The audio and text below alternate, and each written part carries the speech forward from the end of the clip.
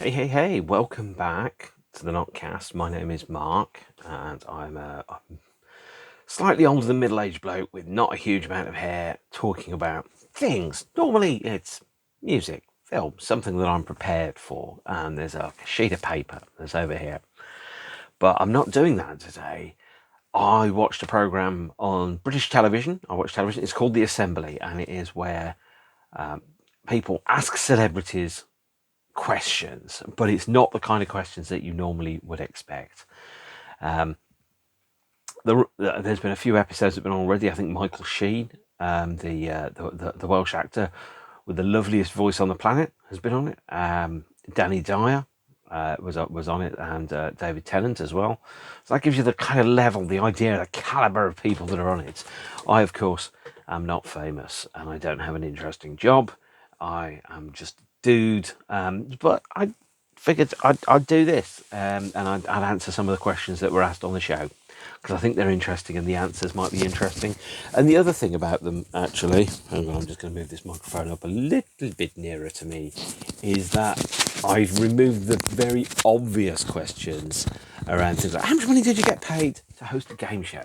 How did you feel about being written out of EastEnders? Because those things haven't happened to me. Although if I was offered a role on EastEnders, I think I went, no, because it is probably the crime hotbed of the planet that makes Criminal Minds and CSI look like Trumpton. So I've picked out some questions which anybody could answer, and I'm going to answer them because it doesn't take any effort, and my brain power doesn't expand as far today as effort. So the first question, which I picked, 7 questions, nice and easy ones. The rule is no questions are out of bounds, no subject is off the table. This could go anywhere. Tell us who you are. So my name's Mark, and I am 51 years old, and I'm a human of Earth and a male, and I have 2 children. I have 2, formerly 3 cats, and obviously I live in a building, and I live somewhere in the southeast of England. I'm quite vague about that, because there are, well, I don't quite know how to describe this, but I will do. There is an ex-partner of mine that seems very interested in what's happening in my life, and there is another person that seems to think that they have the right to know about absolutely everything that happens in my life ever, and that's not the case. So I'm by necessity a little discreet about various chunks of my life, but I think that it's important to have a bit of your life that belongs just to you, really, and to nobody else, and that is, yeah, that's part of it. So question number 1, because this is a highfalutin, difficult question to go for, is what is your favourite kebab? Well, that was a question that was asked of Danny Dyer, and clearly that man, he loves kebabs, but I don't. So I'm thinking about actually answering that question from a slightly different angle, which is a kebab is normally understood to be the thing that you eat when you've had a drink and you're feeling a little bit tipsy and you want something to eat. If you don't subscribe to the feeling or the view that eating is cheating. And so therefore, perhaps I'm going to rephrase this as, what is your favourite thing to eat when you've had a drink? Well, I'm out of practice when it comes to drinking. I've been very, very good at it. I probably could be an Olympic level drinker for Britain at various points in my life. I dramatically slowed down and reduced my intake a number of years ago for a number of reasons, one of which is the more you drink, the stupider you get, and the less sensible your decisions become. You think your decisions are really clever, and you're kind of going, they're not. And it was expensive, and it does things to your waistline, and it does things to your metabolism, and bouncing back the next morning can often mean bouncing back for the next week, slowly, not really bouncing, sometimes not even really coming back. And so therefore I think about, well, if I had had a drink, what would I want to eat? Well, there was a fantastic Indian restaurant in Wolverhampton, which is now closed post-COVID, which is a great shame, where I had some amazing post-gig meals. So I used to go to gigs at the Civic in Wolverhampton, then used to go there with my friends, because, oddly enough, having friends is quite nice. And going somewhere and just talking rubbish with people that I know is generally a really nice experience. So did that. Generally, I go for a chicken tikka masala, naan bread, sometimes an onion bhaji. Just sit there, eat, talk rubbish, giggle a bit. Really nice experiences, and that's part of it. If it comes to like what you're going to eat at the end of a night out, for example, if you go home, well, I'll have a bowl of shreddies because that's quite good. Wheat is good for you, all that type of thing. So yeah, so sorry to let you down. I don't have a favourite kebab, although I did spend a day, or more correctly an evening, working in a kebab shop when I was 16. And when they realised that I wouldn't be covered under the insurance because I had to be a certain age, they paid me some cash and I went home. And that was on Persia Road in Birmingham, England, where I grew up. So, yeah, and I found out after, I must admit, I wasn't heartbroken. I was like, don't feel like I'm really missing out by not doing this for a living. But I did want a job. And I feel sometimes you have to do some jobs to find out which jobs you really, really want to do. So there you go. So my favourite kebab is actually a chicken tikka masala, which isn't really a kebab at all. So there you go. Next question was, what is your skincare regime?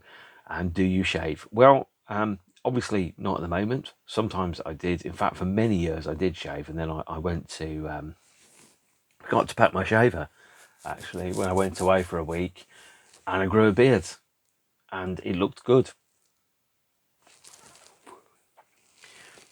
Well, I forgot to press the button and I've forgotten what question I'm answering, so I'm going to go for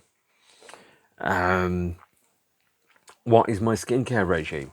Okay, so that's a good question, and I think I might have mentioned about my beard. So I went away for a week, forgot to pack my shaver, grew a beard, and then I realised that I looked better with a beard than I did without. I had a chin, and having a beard really shaped and framed that chin. It framed my face. The glasses framed my face. Otherwise, I did kind of look like a potato in specs. And so I grew a beard, and I've stuck with it ever since. What it does mean, obviously shaving my head every 3 days, is that the white flecks that mean I'm a silver fox do not necessarily show. So I look younger than I am. At least that's what I'm told. And I'm going to go with that, frankly. I've been told that people think that I'm younger than I am, and that's good too.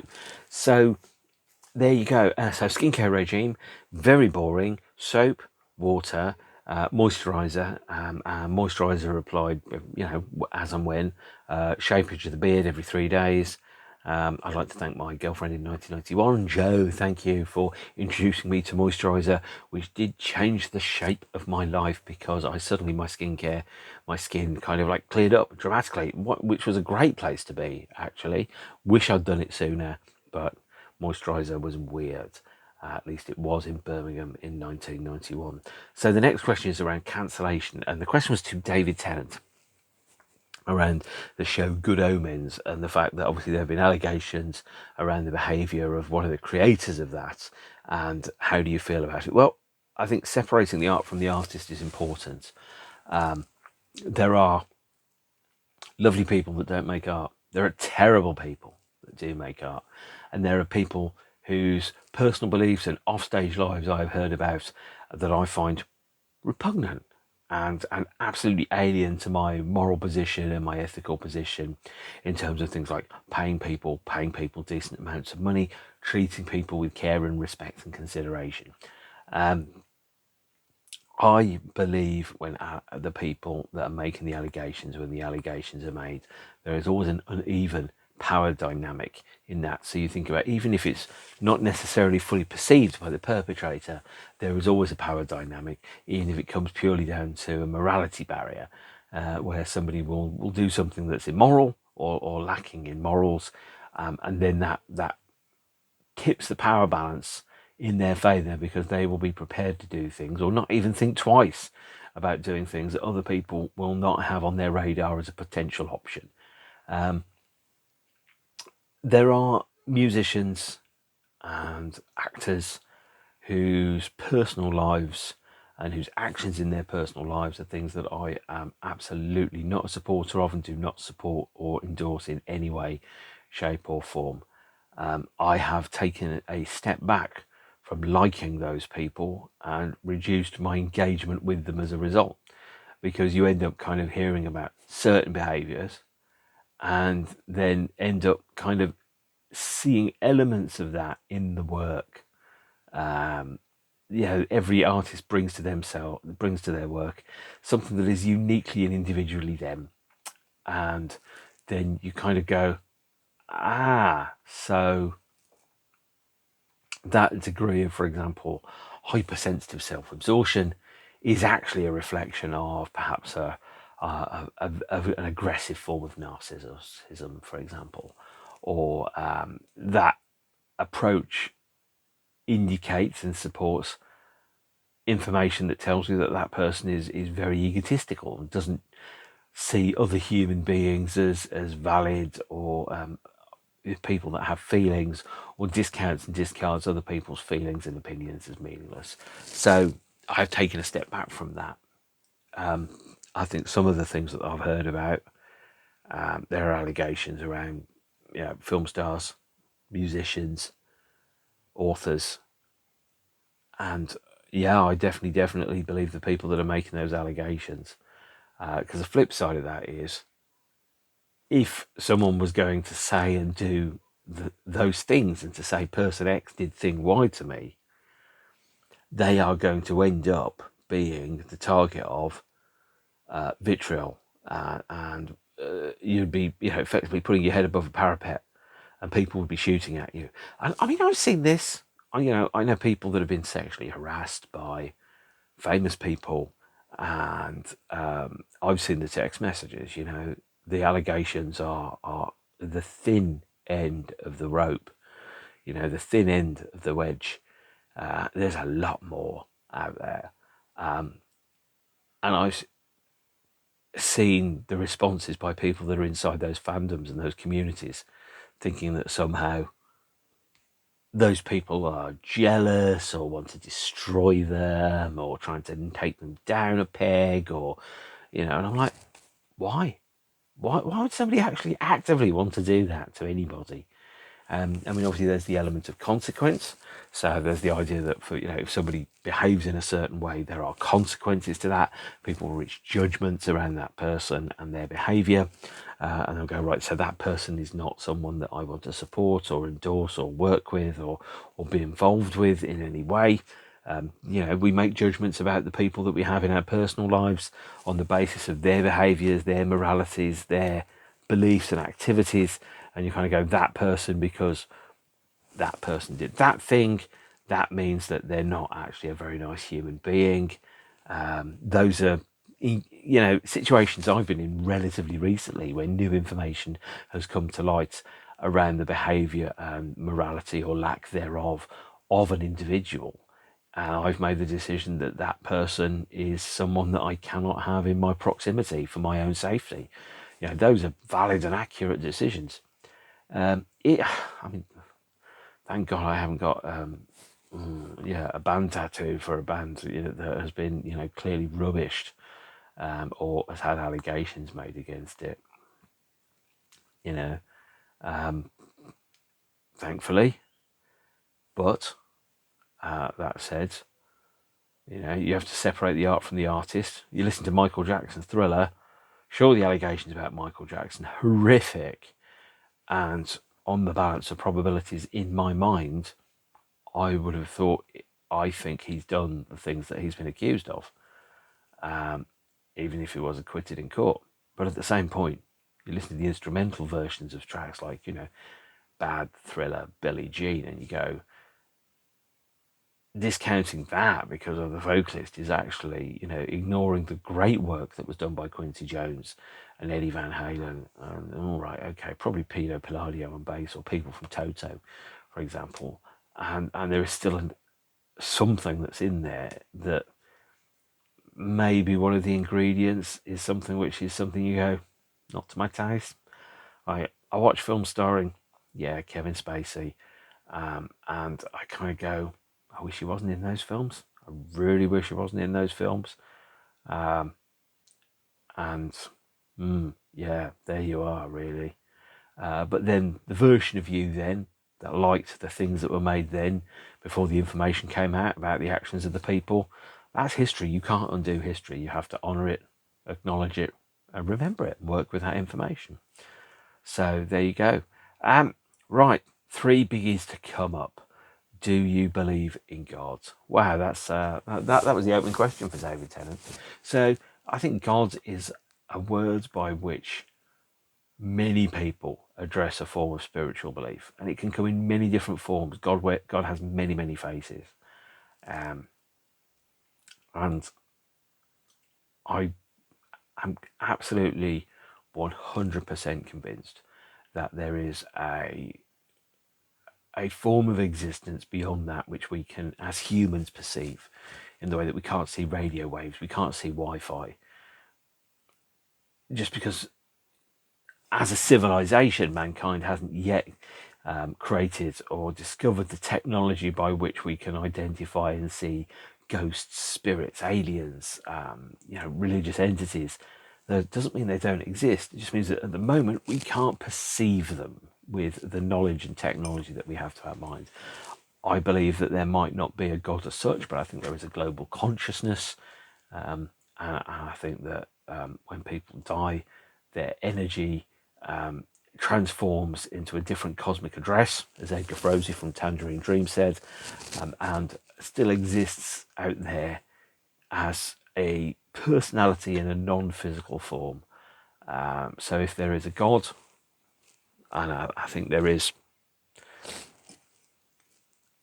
something which approaches that, then we as humans at the moment are not able, the vast majority of us are not able to see it. I know there's people that have skills and abilities that are able to communicate with the dead and able to see them and have conversations with them. And I very definitely am on board with that. That's a reality. I think the vast majority of humans just can't do that yet, and maybe never will. I don't know. But yeah, there is definitely a higher form of consciousness and something that exists beyond death. So there you go. That's a fun question to answer, isn't it? Woohoo! Okay, so 3 biggies here. Let's go with that. How would you deal with parents that are no longer around? Well, my mum's dead. I've outlived my mum. She died at the age of about 51 and 7 days. I am over 51 and 7 days old. So I have outlived my mother, which is not something that I ever thought would happen. I thought she would live for a grand old age. I thought I'd be burying her maybe about now, give or take a few years. But that isn't what happened. She had a medical condition that at the time was medically untreatable and incurable. And she died young, had 3 heart attacks in close proximity to each other. So 3 heart attacks in less than 4 years. Died in her sleep. It was relatively quick, as far as I understand it, relatively painless, as far as I understand it would be. And I remember being at her funeral, and my grandma, her mum, put her hand on the coffin and said something. I was too far away to hear it, but I could see the lips moving. I thought, no one should ever have to bury their own child. What an awful, awful state to be in.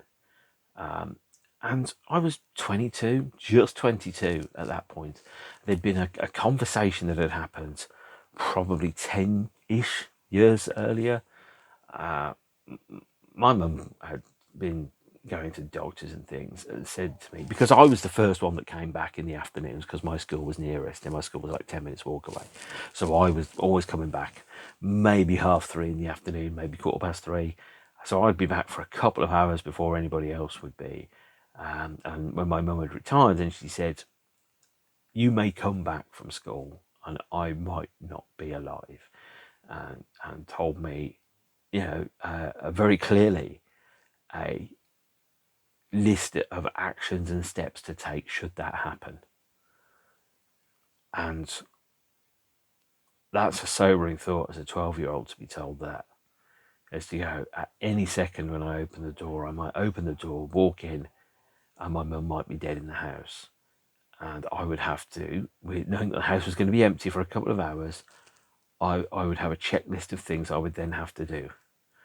That's a very sobering position to be in. It's a very heavy weight on a 12-year-old. And it is, I haven't actively thought about what I would have to have done for probably 35 years, so it's a bit hazy now, but I do remember parts of it. And so parents that are no longer around, I mean, my role really as a person is twofold, threefold really. Is be a good, decent human being to the people around you, trying to add to the measure of joy that people have in their lives and not add misery to it, because people don't remember anything apart from how you made them feel, you know. And if person X made everybody else feel miserable and depressed, that's what they remember about that person. You know, and so my mum is dead and has been dead for a long time, and I am very lucky that I got to know her the way that I did and be as close to her as I was until I was pretty much an adult, and that she was able to see me become the start of who I was going to be for the rest of my life. At some point, hopefully a long time from now, I will catch up with her and we will have a damn good gossip about everything that's gone on. And undoubtedly she will tell me off for things I've done, and undoubtedly I will tell her I'm too old for that nonsense, and undoubtedly she will tell other people off for things that have happened after she died, and that's between the two of them. The best thing that I can do is to be a good human being to the people around me, and not everybody is doing that. So, you know, I feel a bit sad. I didn't really talk to my dad for a long period of time, and one of the reasons I didn't talk to my dad for a long period of time was because I believed what I was told about him, which, on the sounds of it, sounds bizarre. But when you trust other people, sometimes those people don't deserve that trust, because they themselves are lying to themselves about certain things. And I've managed to repair that, and I'm glad that I've done that. I can't get the time back, but I can make the most of the time that I've got now. And since nobody is immortal, obviously, how do you deal with parents that are no longer around? Well, I'm a parent. At some point, I'm not going to be around. And the only thing that I can do really is just try and be as good a dad as I can be, and to be as present as I can be, and to be available, and to help them as best as I can through this thing called life. And in some way, these YouTube videos are part of that, actually, so that they get to feel, or to get to know me, even if they don't necessarily, you know, have those conversations in person. So, yeah, you know, I'm really glad that I had the relationship that I did have with my mum. It was a really good one. It was funny. There was a lot of laughter. She was a good person. I can see lots of her in my children, and I'm really happy about that. So, how was therapy? Did you find that it helped you? That's an interesting question. There is at least one person who labours under the delusion that I've never had any form of counselling or therapy, despite being informed to the contrary on multiple occasions. Therapy is really interesting. It's helpful to deal with trauma, and there is not one human being on the planet that is untraumatized, by the way, and that's a professional opinion, because I was talking to somebody who was a mental health professional. Every human being has had a degree of trauma that's been inflicted upon them by the cruelty and stupidity of other people, generally speaking. I haven't always been a perfect person. I know that. Therapy is really helpful if you enter into it in a certain mindset. And mine was to get an enlightened view upon the experiences that I'd had. So to understand, were my emotions following those events, were those appropriate? Have I been giving things the right weight and the right gravity? and how weird was some of the stuff that just seemed completely normal to me because that was my normality. And it really is something when you're talking to a therapist and they kind of break eye contact for a minute and they look away and they say things like, well, it's no wonder you're here, after you tell them certain things that have happened. And at some point, undoubtedly, I will talk about those things, but not now. It's also helpful to have someone as a counterweight. So self-guided therapy, where you're doing therapy on your own, there is no counterweight around that. And if you're even 1 degree off the direction you should be going in, you travel far enough down that line and you are very, very lost in the big scheme of things. So it's important to have somebody who's there to challenge your assumptions, challenge your worldview, and sometimes to reinforce those things. And to say, things like, your shit stinks too. Other things, similar things to that. And that's an important thing to have. And I've been through that many times. And it's been helpful to understand that the things which I thought were not right were not right.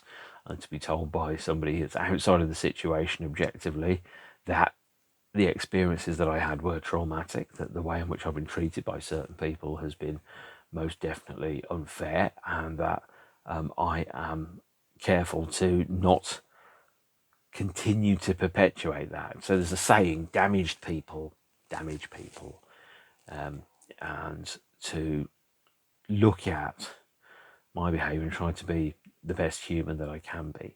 And that means not just loving other people, but also loving myself and respecting myself and having a degree of, knowing my own worth. And there's an adage around, we show people what we're worth by what we tolerate. And I've tolerated too much from certain people, and now I'm in the process of setting boundaries and enforcing boundaries. That's painful, but it's not as painful for me as it is for other people that realise that the past ways of behaving which they've perpetuated and perpetrated have come to an end. So therapy worked for me, and it helps me make sense of the world as it is, because there's not really a narrative as such, born, birth, school, Metallica, death, right? And those are things which happen. And therapy has helped me understand that whilst most lives have a general shape to them, it is not up to us the cards that we're dealt, it's how we play them that matters. And then, so it's been very helpful. And, some of my beliefs have been challenged throughout those conversations. And sometimes my responses have been challenged because actually I've been too lenient on people that have done very, very bad things. And that's really interesting. It's also been helpful to understand that actually how drearily predictable sometimes certain patterns of behaviour are, and to go, actually, as a human, this is very, very predictable. So, that's a whole different conversation. And then the last question, which is, how do you hang on a minute, let me work out how do you cope with your anxiety? Well, that's interesting. So there's always two versions of a person. There's the version of the person that the person sees, and the version that other people see. And it is impossible, no matter how close you can get to another human being, to completely and fully understand their own self-image. So the version of me that exists in my head has a fantastic haircut. I know that's not true. The version of me that people see is a completely different person. And there is always going to be a gap between those. And the anxiety that lots of people have is, am I doing this right? How am I projecting myself? Am I being an honest and authentic person? Am I being interpreted correctly? Is the version of me that I think there is the version of me that other people think there is? So there's a theory, and I first heard about it. I came prepared with a prop. is actually something which Michael Hutchence talked about, which is called the ego jacket, and that is the idea of being, when you're on stage, you're playing a role of a rock star who happens to have your name and your face and does the thing that you do, but that person is not the same as the person that actually is doing it. You're playing a role. So in any environment, now you could on occasion be being a version of yourself. So in a work environment, I'm a version of myself. In a personal environment, in a YouTube environment, I'm a geeky dude that talks about music a lot. In a home environment, I'm a guy that loves his cats and does a lot of washing up. And those are parts of me that you don't see, and well, I mean, you occasionally see the cat, but you don't, see the other bits. So each one of us is a many-faceted person, and we only see parts of that person at any one given period of time. So there's the partner, the father, the worker, the creative, the version of me that writes songs, the version of me that does YouTubes, the version of me that works, the version of me that walks, the version of me that does housework or watches television. They're all facets of a fully rounded human being. And so my anxiety actually comes from wearing that ego jacket and going, actually, when I'm in a professional environment, nobody wants me to fail. Nobody wants, or if I'm in a creative environment, nobody wants me to fail. Everyone wants to have their sock blown off. Or when you're watching a YouTube of mine, very few people watch and go, oh, right, I really hope he screws this one up. That's going to be funny, isn't it? So, the anxiety is also that we're not actually that important. None of us, all we are is dust in the wind, dude. As Bill and Ted said in Bill and Ted's Bogus Journey, originally called Bill and Ted Go to Hell. But with anxiety, and I have a massive amount of anxiety, it's around understanding, well, this is the position or the role that I'm in, the situation that I'm in. This is how I play this particular situation. This is how I intersect through this situation. And most people are wrapped up, we're all kind of living our own lives, aren't we? And we're all so busy living our own lives that we don't necessarily know or care what anybody else is really up to. Right now, there's somebody probably walking down the street 30 feet away from me who's got a completely different inner monologue, completely different interior life, a different set of hopes, dreams, aspirations, loves, likes, dislikes, pets. They might be the kind of person that has pet snakes, for example. They're the lead character in their life, and I'm the lead character in my life. And there are things that I know I'm good at. There are things I know I'm not good at. I try to focus my life towards the things I know I'm good at and not the things I'm not good at. And hopefully that will tend to work out. But at the end of the day, we have to be kind to ourselves. We have to forgive ourselves. We have to be honest in our appraisal of ourselves on occasion. And that's a fair and reasonable position to be in. And then we just take that as it comes and we deal with that as it is. And then, as I said, put on the ego jacket, and I'll be the guy that does the YouTube now. And later on, I'll be the guy that snores a bit, or the guy that has difficulty getting to sleep, or the guy that has jiggly legs when he tries to get to sleep. All those type of things. But that isn't me yet. So the anxiety is a very common thing. And, people with ADHD, autism, things like that, which apparently I do have, according to, depending on who you talk to, that still exists. And that's actually very common, is to have that feeling of anxiety and similar about certain things. I kind of sit there and go, well, is my bum too big, or is my X, Y, Z too big? And, there are things which I know partners of mine have been very self-conscious about, and I've been like, you're bloody gorgeous. I do not know what you're doing with me, because I'm like quite average and you are most definitely not average. But that is a completely different conversation. But again, they have the anxieties too. Everybody does. And as long as we are kind to everybody and we try to treat each other well, then in a world that is slowly losing its mind, be more kind, my friends. Try to be more kind is the main thing. And so anxiety it's something which I can't stop, but it is something which I can learn to harness and to put on the ego jacket and to be the version of me that will be best in any situation, bearing in mind that most people aren't paying the slightest bit of attention to me. They're too busy doing their own thing, and quite rightly so. All we are is dust in the wind, dude, as Bill and Ted said. And I'd like to point out that Bill and Ted's Bogus Journey is a great movie, aside from two dodgy jokes. But we won't talk about those. So that's it. That's the assembly. That's 6, 7 questions. The other question, which of course is in Ghostbusters, is have you seen Elvis lately and how is he doing? Which I can't answer because I'm not Bill Murray in Ghostbusters. So take care of yourselves and each other. Stay beautiful. I will try and do something more band themed next time round. And in the meantime, have a good time all the time or something. See you later. Bye.